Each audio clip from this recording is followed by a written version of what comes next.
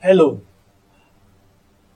I am Okeke Uchechukwu Chukwudi, Global Sustainability Ambassador GSA Nigeria for Green Earth Sustainable Solutions. So I'm doing this presentation on behalf of Green Earth Sustainable Solution, types of plastics and ocean plastics. So the presentation is basically on plastics and ocean plastics. So sit, relax, and let's dive in. So key points to be considered. I'll be looking at, we'll do a brief introduction, categories of plastics, look at the types of plastics, more like a classification. Then some key points to remember. We'll look at bioplastics, look at their history, and more on bioplastics. We'll look at ocean plastics, plastics, and our environment. What event? What do plastics have in common with our environment? And then we'll take a little bit of a summary. Introduction.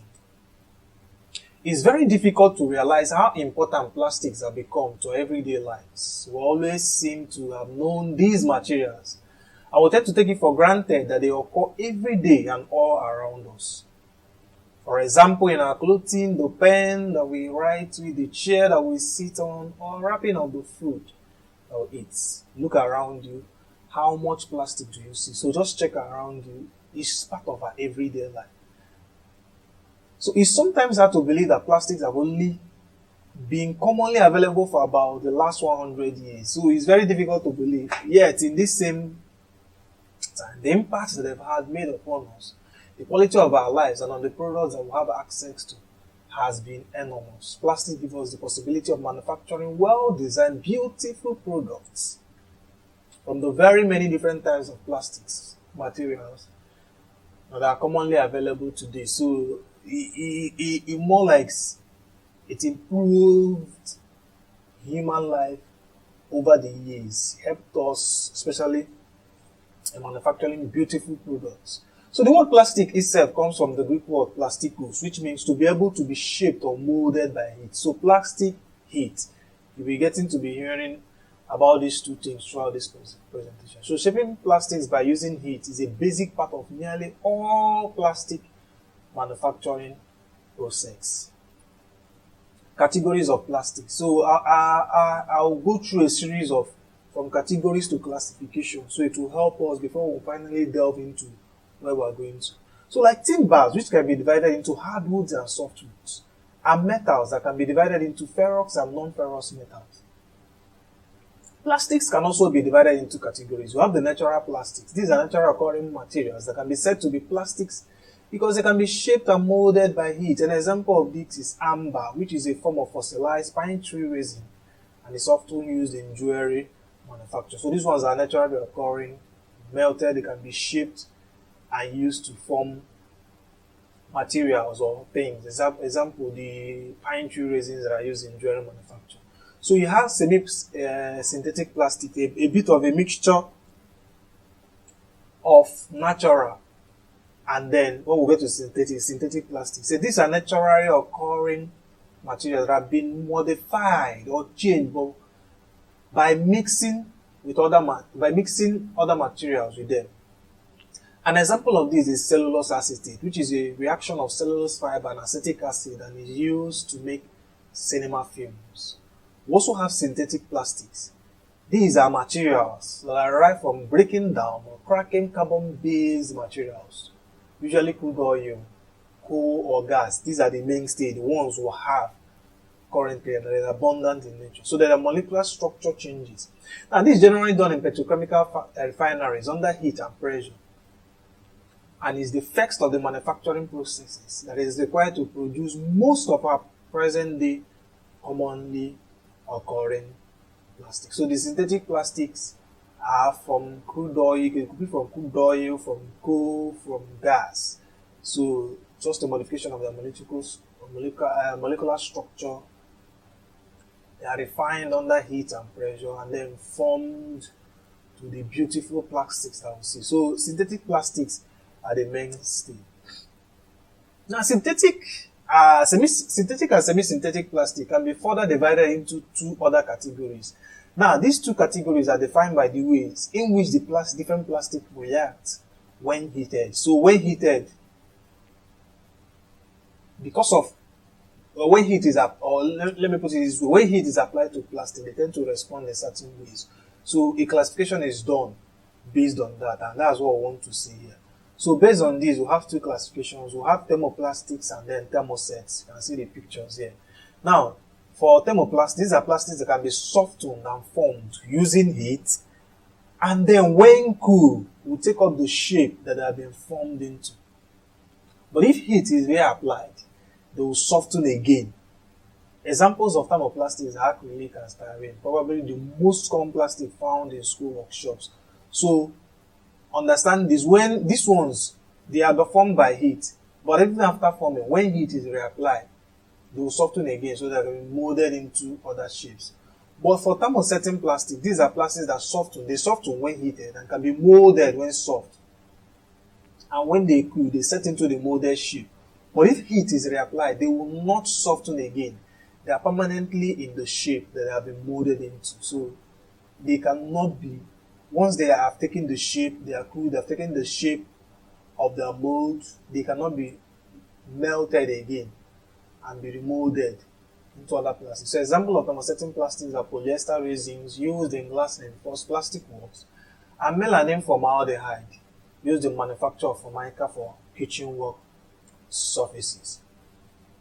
So different types of plastics and their classification. So here we're going to use symbols. It's going to help you, especially if you want to, you hope to go into recycling program, to know the plastics that are recyclable, and then to know how to sort. Because one part of recycling plastic is sorting.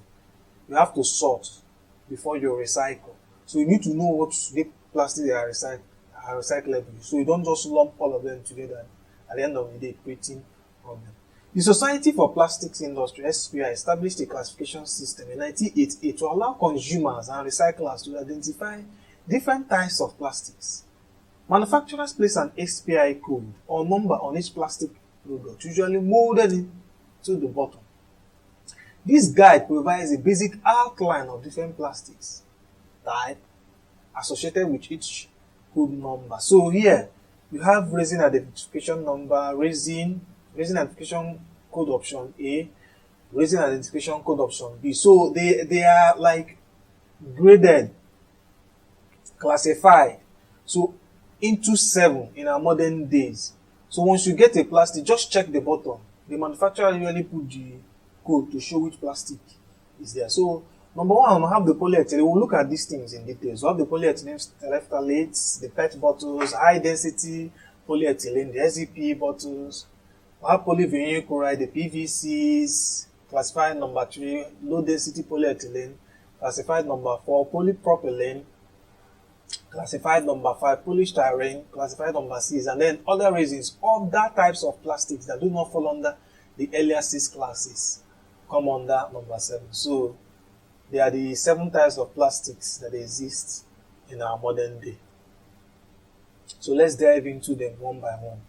Number 1, polyethylene terephthalate or PET or PETE or PTTE or polyester. So PET is also known as wrinkle-free fiber. It's different from the plastic bag that we commonly see at the supermarket. PET is mostly used for food and drink packaging purposes. Due to its strong ability to prevent oxygen, that's one of the advantages from getting in and spoiling the product inside. Also helps to keep the carbon dioxide inside carbonated drinks from getting out. So it finds use in bottled waters, bottled drinks, carbonated drinks. So because carbon dioxide in carbonated drinks, it prevents it from getting out. So although PET is most likely to be picked up by a recycling program, this type of plastic contains antimony trioxide, a matter that is considered as a carcinogen capable of causing cancer in a living tissue. This is one of the demerits of PET, but it usually occurs when it's under high temperature, exposed to heat. Now, the longer a liquid is left in a PET container, the greater the potential for the release of antimony. You can see it. The longer, the greater. And then warm temperature inside cars, garages, and enclosed storage could also increase the release of this hazardous matter. So I have to watch out for these warm temperatures, leaving my items inside a PET bottle for a long period of time. So this is a picture of what a PET bottle looks like. It can easily be squeezed. High density polyethylene HDPE. Quite special compared to the other types. HDPE has long virtually unbranched polymer chains, which makes them really dense and thus stronger and thicker from PET. HDPE is commonly used in grocery bags, opaque milk containers, juice containers, shampoo bottles, and medicine bottles. Not only recyclable, HDPE is relatively more stable than PET. It is considered as a safe option for food and drinks, although some studies have shown that it can leach estrogen mimicking additive chemicals that could disrupt human hormonal system when exposed to ultraviolet light. So it's more dense than PET bottles. So if you find issues, you can see them in grocery bag, opaque milk containers, and juice containers. But there is one demerit. So it can leach estrogen mimicking additive chemicals that could disrupt human hormonal system, especially when exposed to UV light. You have to watch out for that. So this is a picture of HDPE. Polyvinyl chloride, PVC. The picture is on the right side of my screen. Now, PVC is typically used in toys, blister wraps, cling wrap, detergent bottles, loose leaf binders, blood bags, and medical tools. PVC or vinyl used to be the second most widely used plastic resin in the world after polyethylene, before the manufacture and disposal process of PVC has been declared as the cause of serious health risk and environmental pollution issues. So it used to be the mainstay until we started having serious health risks and environmental pollution issues. In the term of toxicity, PVC is considered as the most hazardous plastic. The use of it may leach a variety of toxic chemicals, such as bisphenol A, BPA, phthalates, lead, dioxins, mercury, and cadmium. You can see so many chemicals that can be leached from PVC. Now, several of these chemicals mentioned may cause cancer. It could also cause allergic symptoms in children and disrupt human hormonal systems. PVC is rarely accepted by recycling programs. This is why PVC is best to be avoided at all costs. So low density polyethylene, LDPE, you can see the picture. This we'll call it waterproof. The example I put on my screen here. So as said before, polyethylenes. So this one is low density. I've shown you HDPE, high density.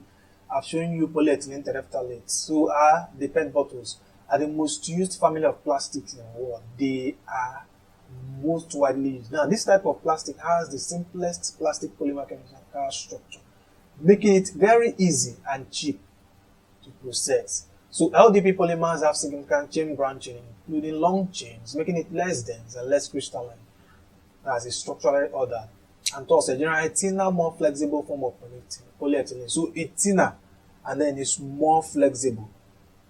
So LDPE is mostly used in bag, grocery, dry cleaning, bread, wrapping breads, frozen food bags, newspapers, garbage, plastic wrap, coating for paper mill, cartons, hot and cold beverage. So it finds its use in so many ways. It can also be used for wire and cable cover. Now, although some studies have shown that LDPE could also cause unhealthy hormonal effects in humans, LDPE is considered as a safer plastic option for food and drink use.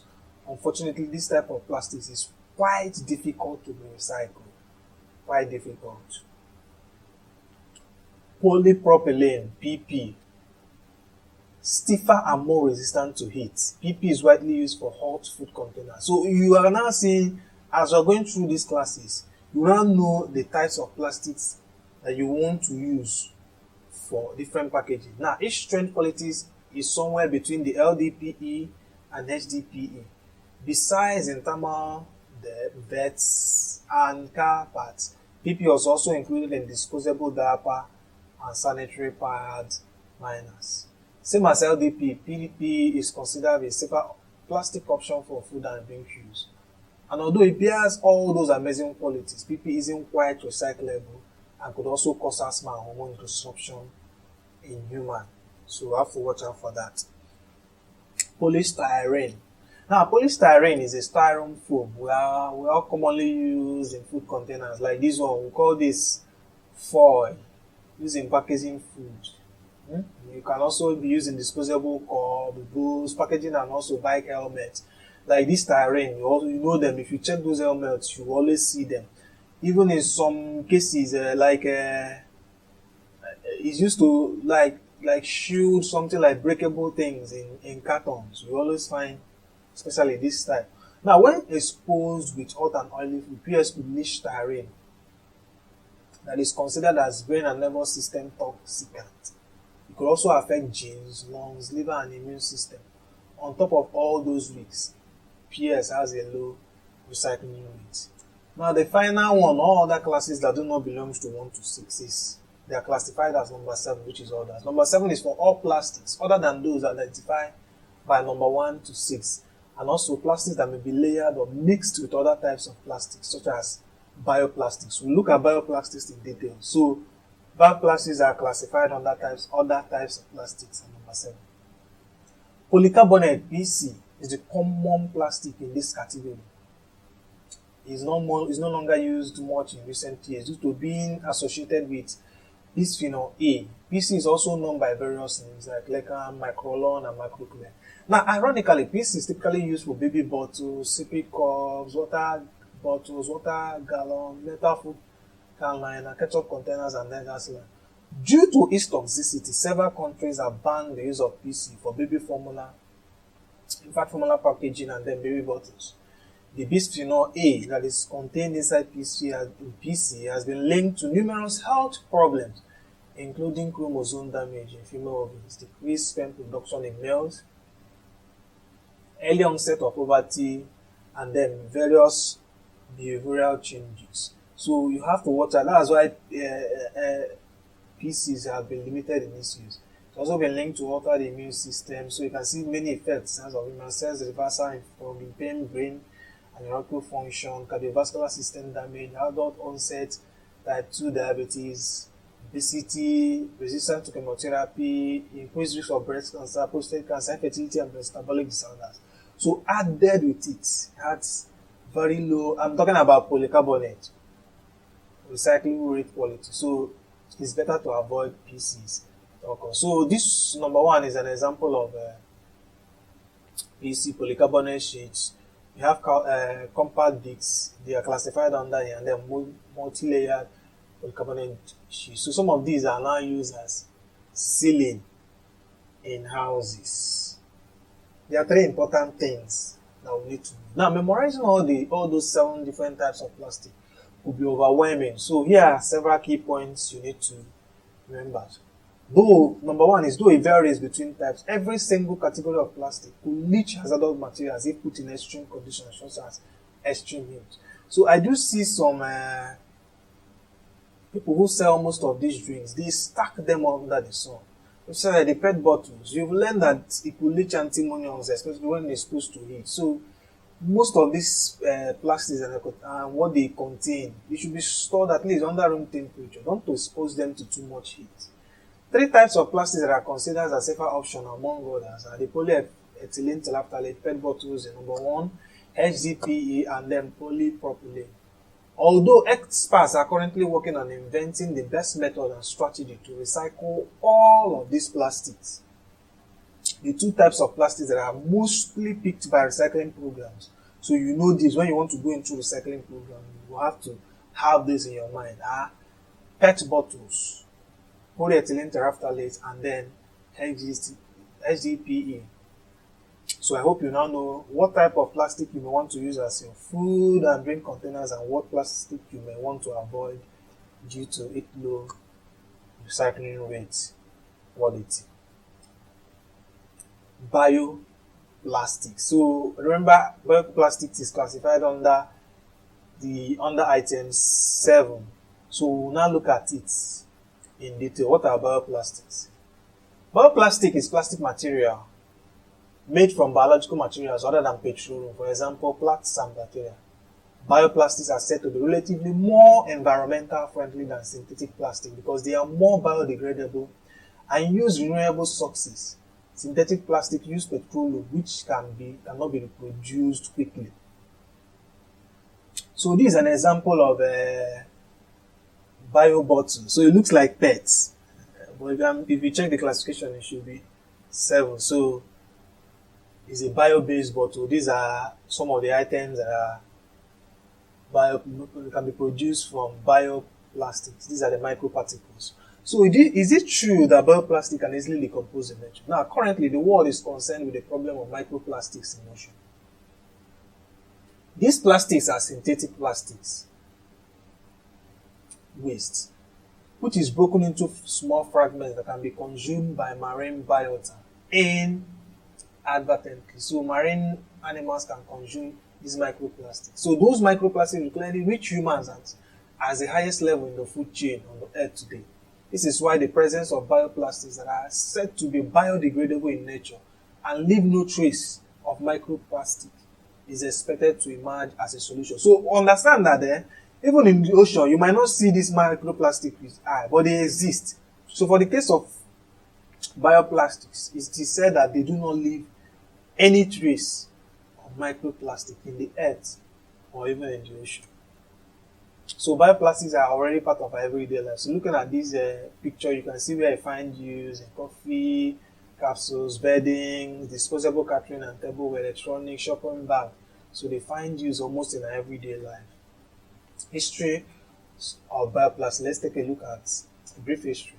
Now, according to history, bioplastic polyhydroxybutyrate (PHB) was first discovered in 1926 by French research expert Maurice Lemogne from an experiment he conducted using bacterium Bacillus megatherium.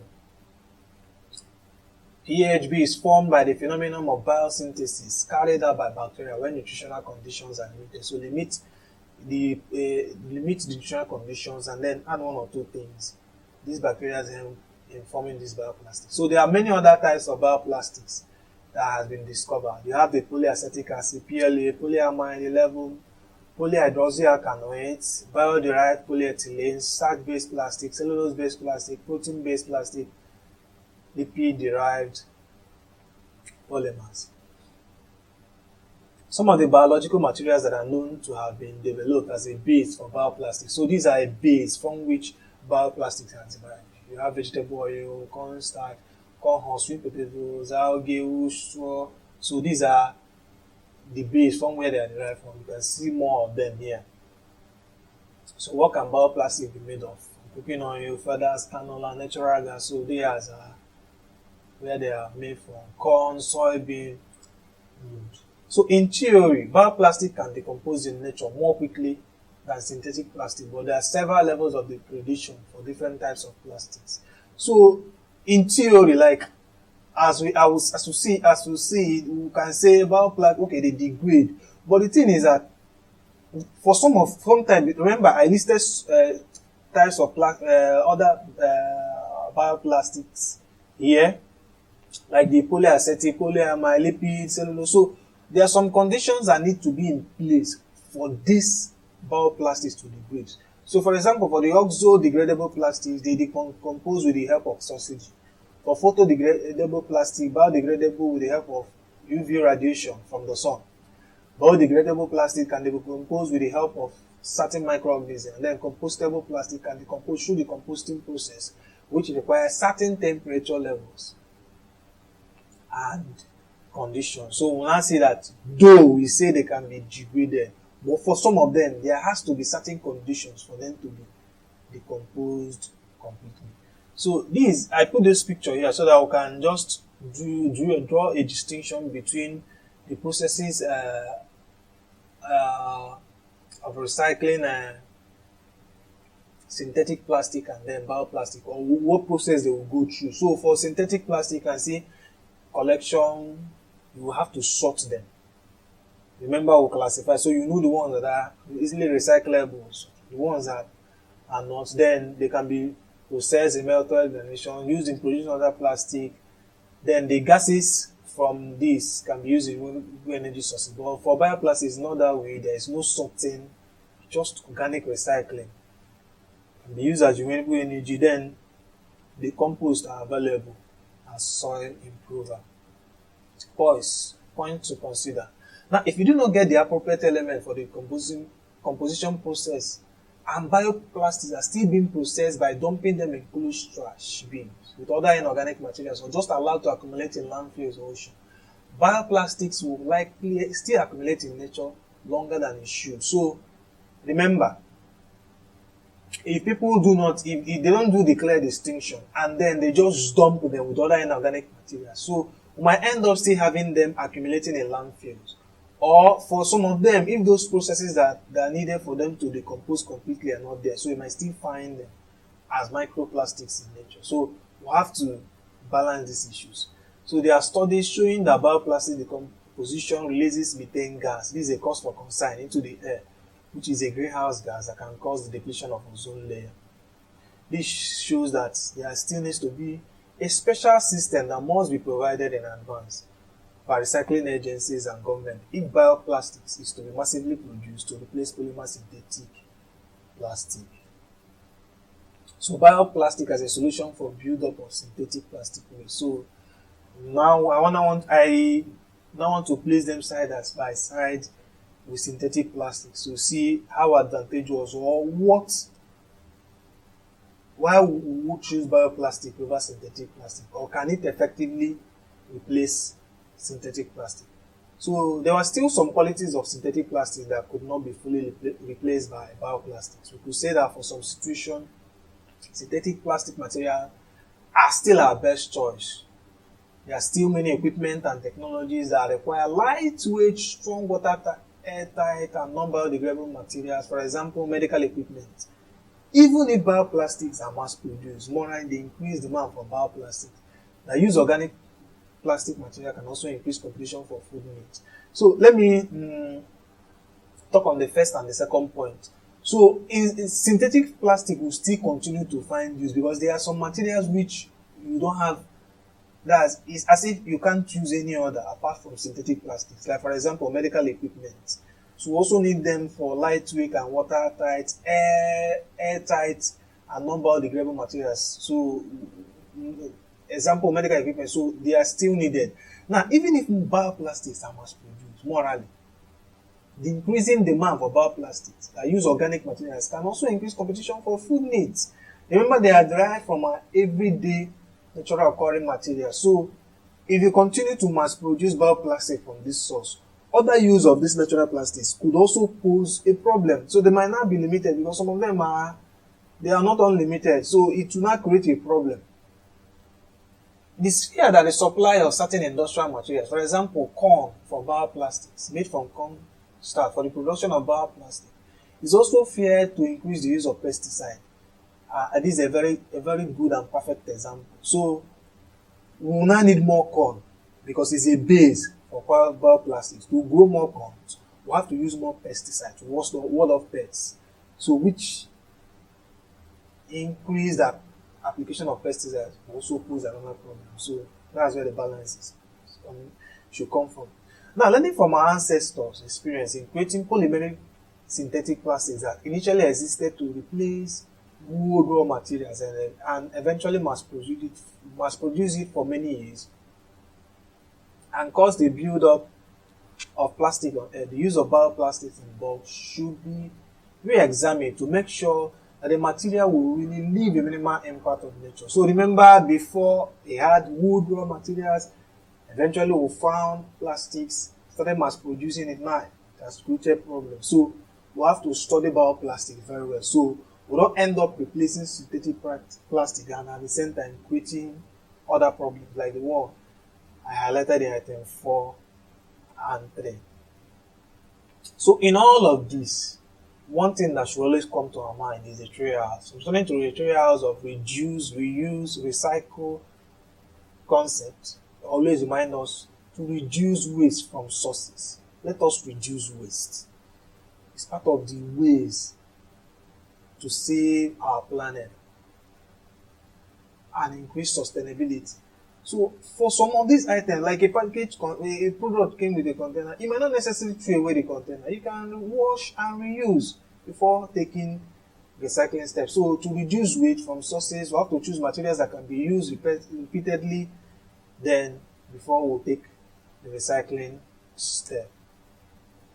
Ocean plastic. So these ones are visible. For most of the ocean plastics, they are microparticles, so it might not be visible from the eye.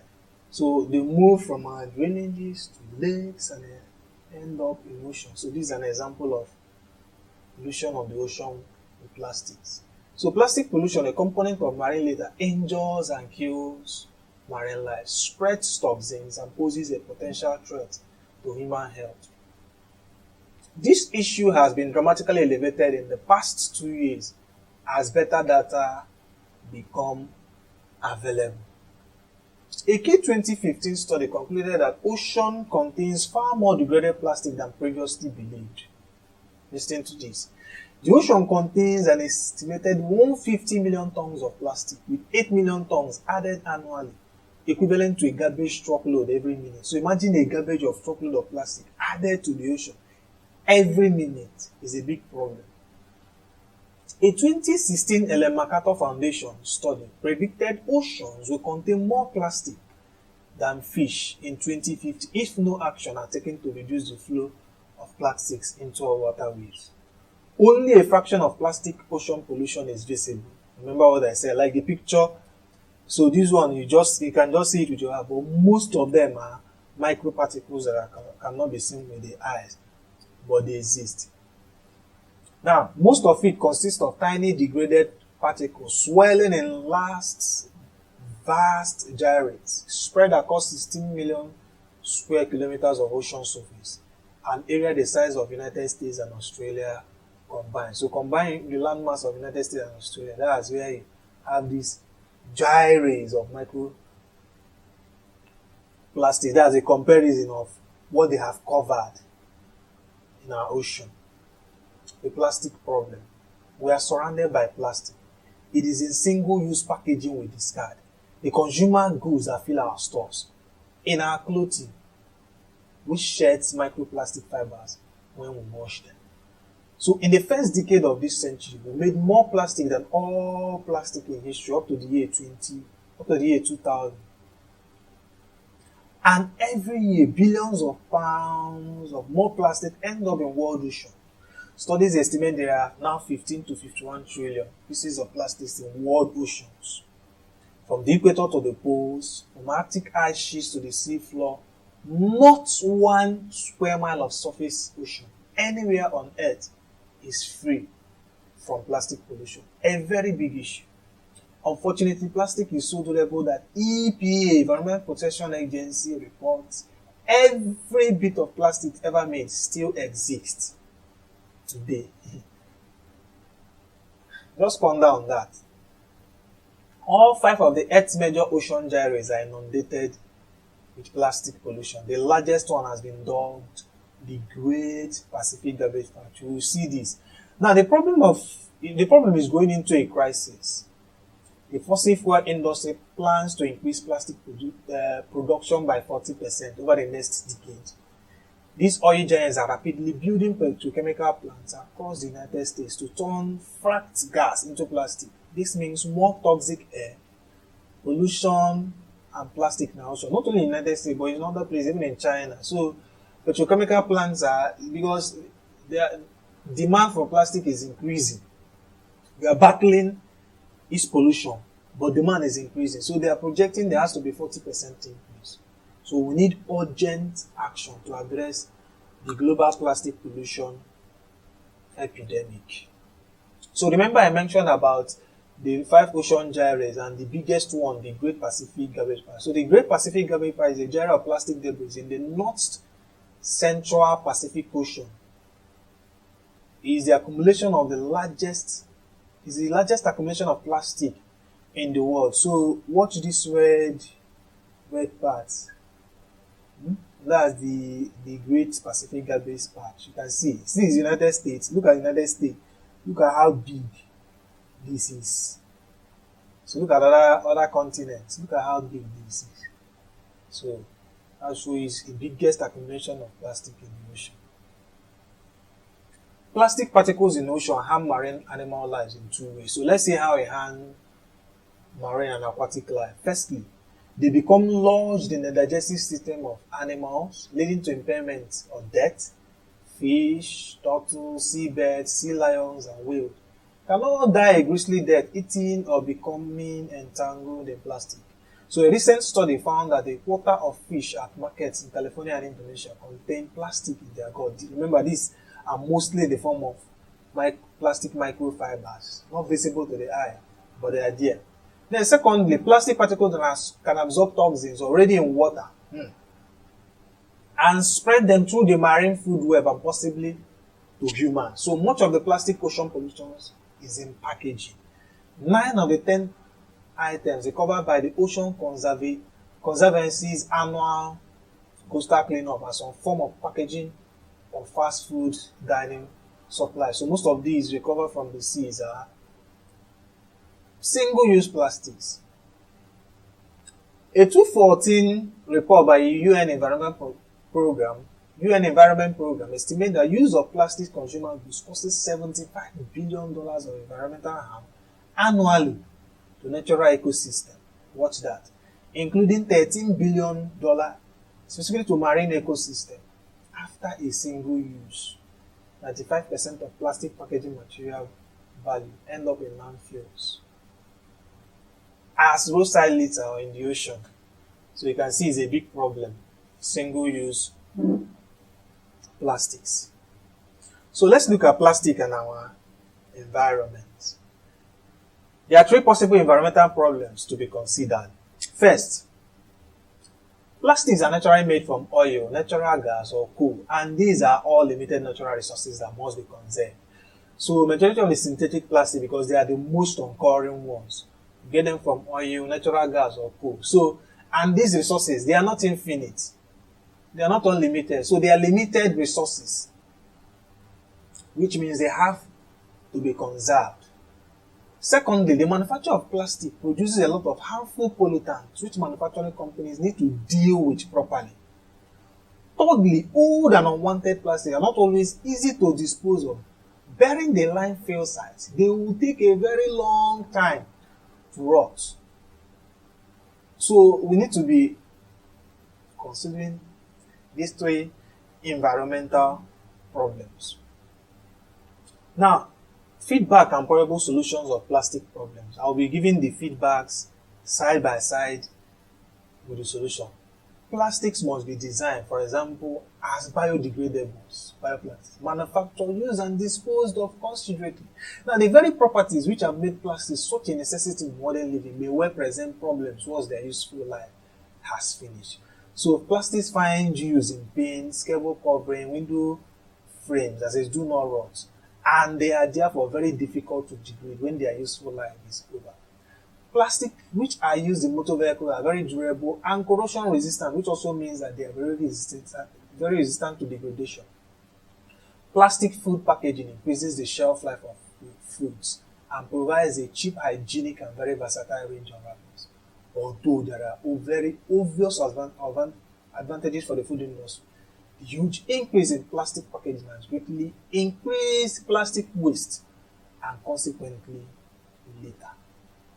So some of the solutions, they are very useful, but we also have to consider that some of them produced are still in existence as microparticles. So one of the ways, for example, let's look at in the manufacturing process, a certain amount of waste plastic that are produced as sprues and runners, the inlets into injection molds and other forms of excess material. So to reduce waste, these materials can be reground and added back to new raw stock. So instead of just these sprues and runners, instead of just removing them, these ones are waste, we can inject them back and use them in attempts to still produce, just like making sure there is no waste, making sure everything goes into production. Just keep putting them back into production. So although this is very possible with thermoplastic material, the same is not true for thermosetting materials. Remember we said once they have taken the shape of the mold, they cannot be remelted to be remolded again. So for thermosetting practice, thermosetting materials is difficult, but for thermoplastics, it's doable. So most plastics are made from petroleum and could be used as fuel alternatives since many have an energy value similar to coal. Mhm. Recycling by burning to produce energy will save raw materials such as crude and coal. And the gases produced through burning plastics are also valuable resources which may also be recycled. So the gases can be trapped and the available resources will be recycled. An alternative way of recycling plastics is collection and reprocessing. Although recycled materials might be inferior in quality, there is still a wide range of products where the quality is not an essential factor, such as dustbin bags. So we can collect and reprocess, going through the process. So the materials that can be produced from the recycled plastic, they might not be pleasant or be that beautiful, although hopefully in the future might be able to do that. But the other materials that will not really matter how they look or how they are presented, especially dustbin bags. And this recycled plastic can be used in producing them. The main problem with recycling plastic is their collection and sorting. Very big problem. Remember, I've shown you the 6 classes, so you now know which plastics to collect, especially if you want to go into a recycling program. Some very expensive machinery is needed to separate and wash the materials, which is then granulated and used in similar range of applications to the original. So set up recycling plant it's a very capital intensive project. So plastics are increasingly used in motor vehicle industry as they are lightweight, self-colored, impact resistant, and only shaped to make single integrated rather than fabricated components. The motor industries are therefore being pressured into providing recycling facilities for their vehicles that have reached the end of life. So because they are now finding use in that industry, they are being pressured to put up recycling plants because if you get a vehicle that is near the end of life, the majority of the components are plastic. So setting up recycling plants so that we don't need to go back to these limited resources to produce those plastic. Old ones can actually be produced from the one already in existence. So no silver bullets solution. In its landmark Breaking the Plastic Wheel report, the Pew Charitable Trust and System IQ provide a robust analysis of world plastics waste management. The report addresses the sobering trajectory of growth in plastic production and the momentous actions needed to reduce the flow of mismanaged plastic waste. In short, current commitments to abate plastic pollution are dwarfed by the business as usual growth trajectory of global plastic production. So you can see, on one way, we are making effort to make sure there are no too many plastics in the ocean or too many unrecycled plastics. But the demand for new plastic production is increasing. So it's just like the business as usual is affecting this other part. So the scope and scale of global plastic problem means there are no silver bullet solutions. That's why the plastic industry's years-long effort to characterize plastic pollution as a recycling problem. If we just keep on producing and not sorting out this other issue, the problem will continue. So time has shown that the current mechanical recycling system is not only underfunded, but fundamentally inadequate for the scope of plastic problem. As the world reacts to the scale of plastic pollution, industry has begun touting both advanced recycling, predominantly pyrolysis and gasification, and bio-based plastic. Advanced like recycling and then bio-based plastic. The jury is still out on advanced recycling, which holds the potential for infinite recyclability of low-quality plastics. There is a future for this, but it's plagued by high costs, significant chemical use, increased air and carbon pollution, and the potential for non-circular plastics to fuel pathways. That's faced widespread criticism from a variety of stakeholders, even pro-industry groups. So this is the issue it has. In similar vein, bioplastics can displace virgin plastic production, yes, but may either be chemically identical to their virgin-based counterparts in the case of bio-based plastic, or face a lack of appropriate composting infrastructure in the case of compostable plastic like the polyacetic acid we mentioned. So while both technology areas will undoubtedly play a role in transition to a circular plastic economy, investors should approach commitments to these technologies with scrutiny for these issues and use a wider lens and ask whether company actions are the scope and scale needed to be impactful. So You have to weigh the risk and the reward. Now, a critical question then becomes, if there are no silver bullets, what then? What actions should be prioritized? Turning off the tap of problematic plastics. Now, one of the most significant and obvious findings of breaking the plastic wave is that reducing plastic production at an absolute level is the most effective solution from an environmental, economic, and social perspective. So, reducing its production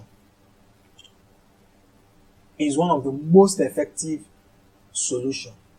So, it suggests that brand owners, fast-moving consumer goods companies, and retailers should lead the transition by committing to reduce at least 1/3 of plastic demand through elimination. So, how do we do this? These industries, they can at least reduce their plastic demand by 1/3 through elimination. That's finding other ways to package their product. Reuse. Instead of throwing away this product, instead of single use, reusing the packaging. And then new product delivery, we'll find other ways to deliver the products. Now, the main targets of absolute reduction are single-use plastic packaging and consumer products, which are highly problematic, difficult to recycle, and make up majority of mismanaged plastics and account for about 1/3 of all plastic produced. The largest segment, single-use plastic, use and throw away. Use and throw away. So, this should be the target. Reduce single-use plastic. Focus more on plastics that can be reused. Now, upstream petrochemical companies that are expanding production capacity for single-use plastic must be engaged as well.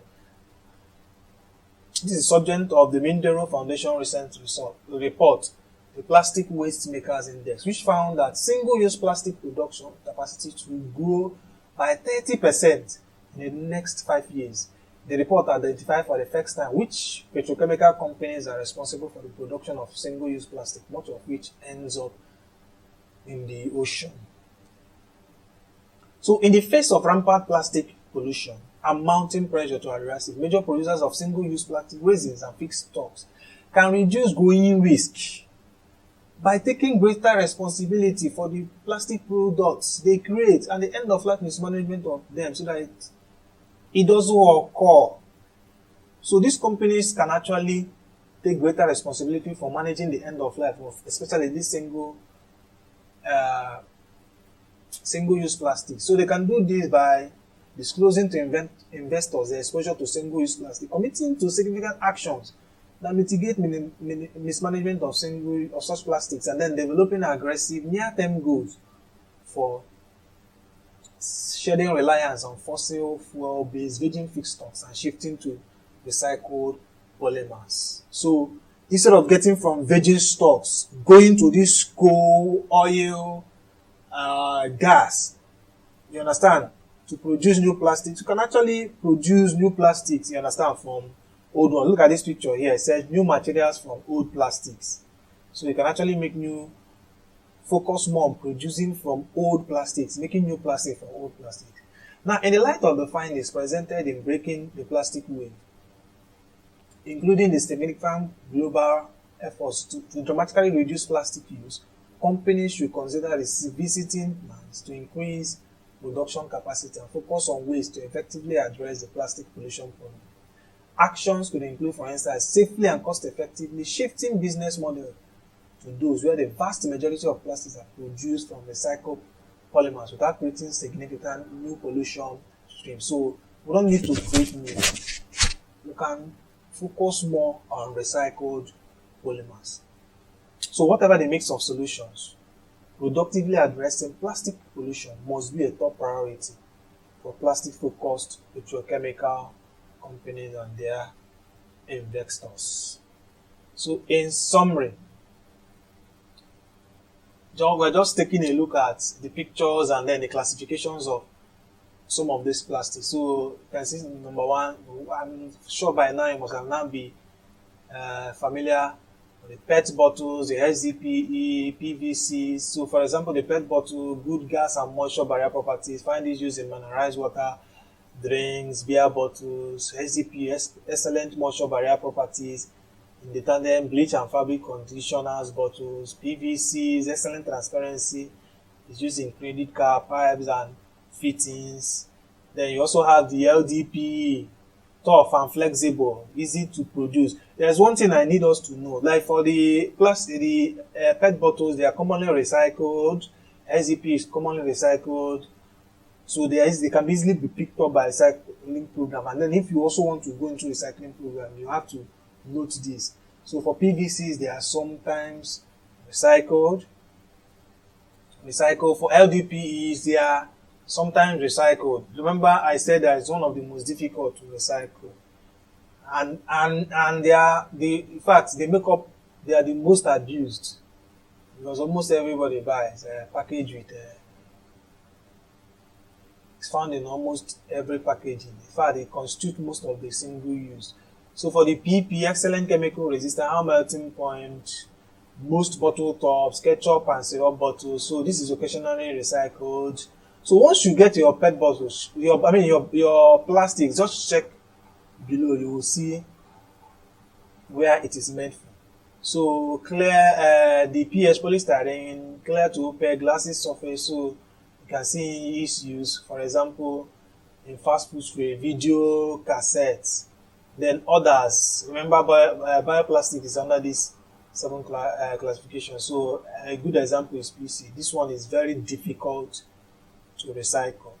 So in thermoplastics, you can see different types of thermoplastic. Remember I said they can be molded by heat, melted by heat, takes the shape of the mold, be molded, so, and then used in producing new plastic. So you have different types. For example, the acrylonitrile, butadiene, styrene, car bumpers, camera bodies, telephones, suitcases. You have the PCs, polyethylene, carrier bags, kitchen containers, polyurethane, chiffon, skateboard. So just go through about 15 classifications and where they find you. This is just like a little further classification of the thermoplastics. Then for the thermosetting plastics, you have the casings. Remember, once they take a shape, that is all. They cannot be remelted and then remolded again. So buttons, adhesive coating. So for this, reuse should be the keywords. So you have the urea formaldehyde, light fitting style urea formaldehyde.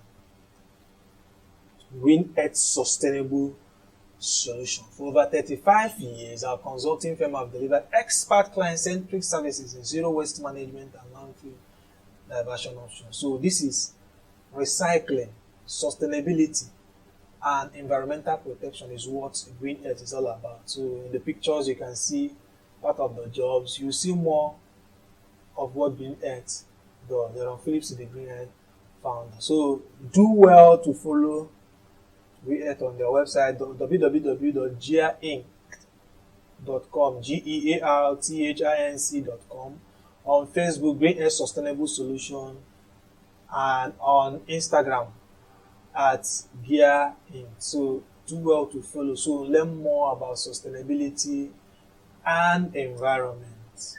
Thank you. So these are some of the sources I consulted while preparing this presentation. So let me talk more about Green Earth Sustainable Solution. So this is the website of Green Earth Sustainable Solution.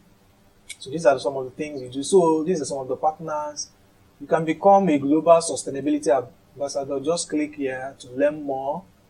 Just want to see what is happening in your space as regards sustainability and then environmental protection. So the Green Earth is involved in zero waste consulting, certification, source reduction, environmental services, decontamination, COVID-19 services, chemical relocation, hazardous waste disposal, remediation, emergency response services, and then sustainability management, recycling, reuse, proprietary destruction. So just take time and go through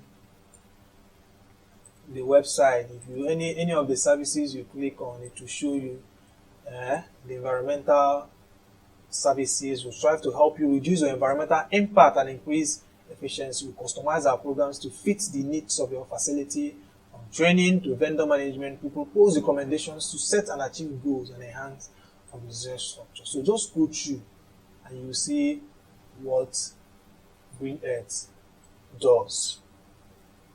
So you can be a global sustainability ambassador. So just click on the learn more. See the things that are required of you. Just basically fill your details. Let's see what is happening at your end. So you can also follow Green Earth on our Facebook page. Just type in Green Earth Sustainable Solution. It will pop up. Follow, take a look at some of our posts. Please like and follow the page. Like and follow the page. And then invite your friends to like and follow the page. There is more, so much more to gain from following Green Earth page. So you can also check out our the Green Earth Sustainable Solution LinkedIn page. You can also follow the LinkedIn page. We have enough posts for you. Please do well to follow and recommend to your friends. And then the Green Earth Instagram page. So you can do well to follow our Instagram page. So many stuff. A YouTube channel will be launched very soon. So many stuff will be coming up on this. Make sure you follow, click the subscribe button, click the follow button and then invite your friends to follow. So make sure you follow and then hear one or two things. So this is from the founder GSA of how's everybody doing? Solution. So my network is not that smooth, but at least just to hear. Hey, me and Jerome. Say hi, Jerome. From the Green Earth founder, so Aaron Phillips. So you can do well to watch some of the videos on Green Earth Sustainable Solution. So you can see some of the issues that I just talked about plastics. Family. Plastics Stay within in the ocean. So 3 minutes of walking on the beach. I collect from the all this plastic and glass and things that should be Let's recycled. take a look at some of the videos. Let's see what is happening at your own end. So do well to follow. Do well to follow Green Earth Sustainable Solution. So you can see some of the work Green Earth does. So just follow us on Instagram. You can see the waste disposal system.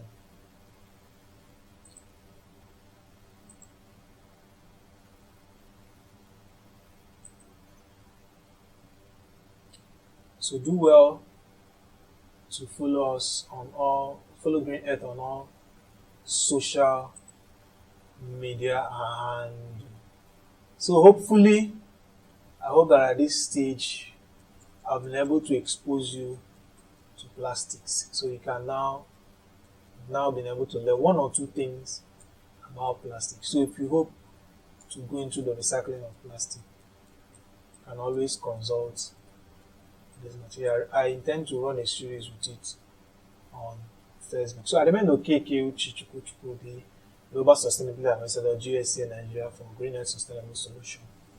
So thank you for your time.